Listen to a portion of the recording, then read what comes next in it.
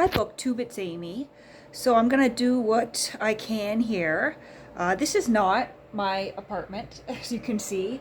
This is a hotel room. I'm going to say at an undisclosed location for now, since I'm going to be here for a couple of days. Maybe I'll let you know where I am in my Friday reads this week. But I am in a hotel room and I thought I would pop back in to finish my Q&A. I thought I was done, and then I got a comment on part 3 from Mayberry Book Club, and I believe Mayberry Book Club, his name is Matt or Matthew. I realized it was one of those situations where I just thought of him as Mayberry Book Club without actually knowing his name. And so I looked through some comments, and I think your name is Matt. If your name's not Matt, I'm sorry, but I missed your comments. I missed your questions somehow when I filmed my Q&A. So I'm going to answer your questions now, and I wrote what they were down on some hotel stationery over here. So you were asking where I want to be in 10 years. Now, if you'd asked me a year ago, I probably would have had the perfect answer for that. I would have said I want to be in Ottawa. I want to be working in the position I am now, but at a higher level. I want to be a business analyst. I want to move up in the company I'm with, maybe switch roles. And that was my goal at the time.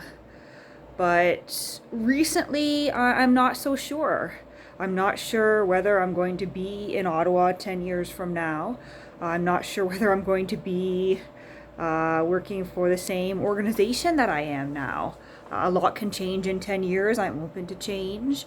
And I think at this point, I'm just thinking and sort of contemplating on what I would like to do next, what my goals really are for my career.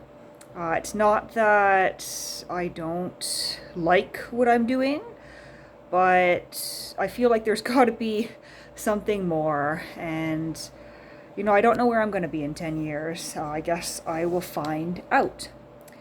Mayberry Book Club, Matt also had another question. He asked about my favorite beer and if I had any favorite local Canadian breweries. Now, when I walk into a bar or a pub, I usually order one of 3 things if they have them. If they have Barking Squirrel, I'm going to order that. That's a very dark, strong beer. And by saying dark and strong, you can tell just how much I know about the linguistics and language used to talk about beer. But if they don't have Barking Squirrel, which a lot of places don't, I'll often go for the widely available Alexander Keith's. Now, that one is from the east coast of Canada, I believe, but you don't typically walk into a pub and say, "Can I have an Alexander Keith's?" You say, "Can I get a Keith's?" It's just sort of abbreviated. If you say Keith's, people know what you mean. It's one of the most popular beers in Canada, I believe, at the very least in Ontario. And if they don't have a Keith's or a Barking Squirrel, I often go for a Mill Street, which is very similar to a Keith's. They're both on the lighter side of beers. The Keith's is an IPA, an India Pale Ale. The Mill Street is, I'm not even sure what that is. I think that's a lager or something. But all decent beers. Mill Street is an Ontario brewery, I believe. There's actually a restaurant here in Ottawa called Mill Street Pub, which I guess it's built around their beer. And the main beer you get from Mill Street is Mill Street Organic, but I do believe there are a couple of others. But once again, if you walk into a pub and you say, "Can I get a Mill Street?" you're going to get the Mill Street Organic. So those are some of my favorite beers, but I will often drink anything. If they have a large beer menu, I will quite often just pick something random because I enjoy all types of beer. Although I did just come from having dinner at a Swiss chalet near this hotel.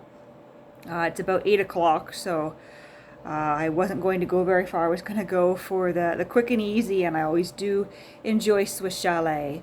But Swiss chalet isn't known for its beer, and so I just drank a Molson Canadian, which I've only had a Molson Canadian once or twice, and if I had remembered exactly how weak and watery it was, I probably wouldn't have ordered it.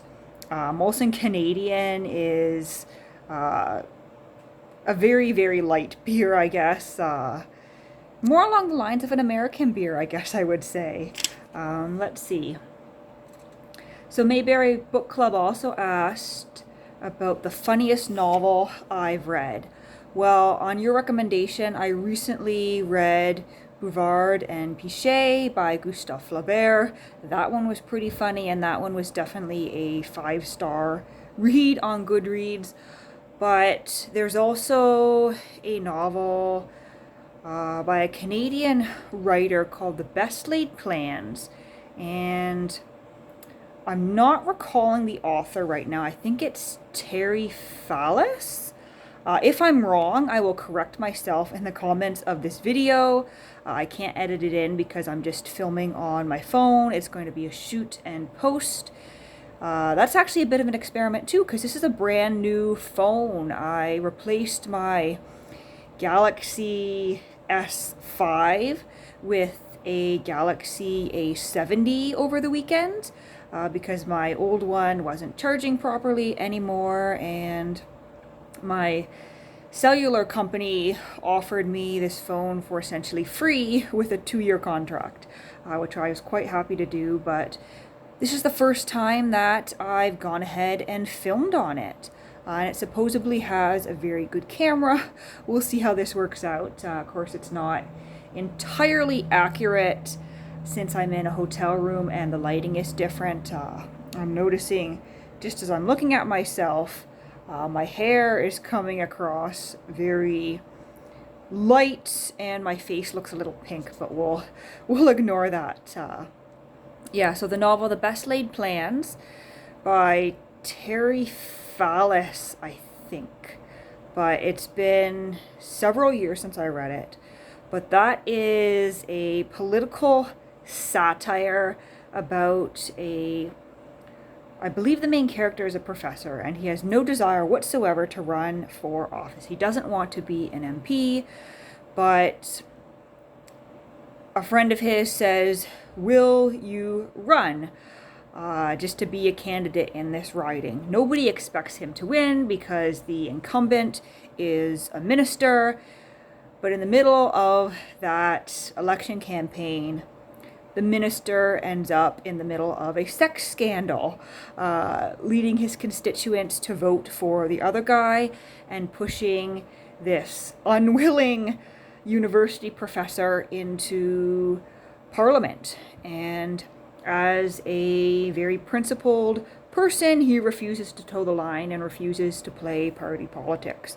He very much goes his own way and believes in, the principles of representation, and it leads to all sorts of hilarity, snowstorms, disasters, votes, that sort of thing, and I greatly enjoyed that novel. I'll be sure to put the author's name in the section below here if I did indeed get it wrong. In addition to those 2 novels, there's one more that I think is quite funny, and that is Hitchhiker's Guide to the Galaxy by Douglas Adams. I read that several years back as well, I think during my undergrad, and that is one of the most hilarious books I've ever read, and I quite enjoyed that one as well. So once again, sorry for missing your comments the first go around, but I've remedied that. Thank you to everyone who left comments for my Q&A to help me celebrate 2,000 subscribers here on BookTube.